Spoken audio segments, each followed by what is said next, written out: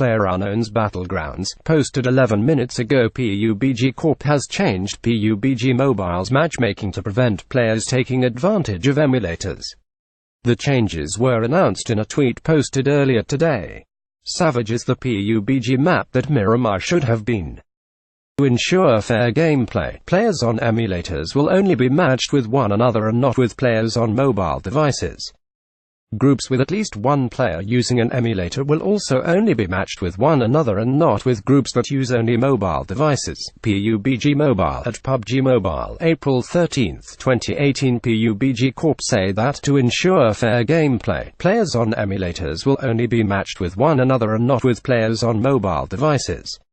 While PUBG Mobile seems to be a pretty good mobile port of the game, some players are taking advantage of emulators to allow them to play the game on the PC.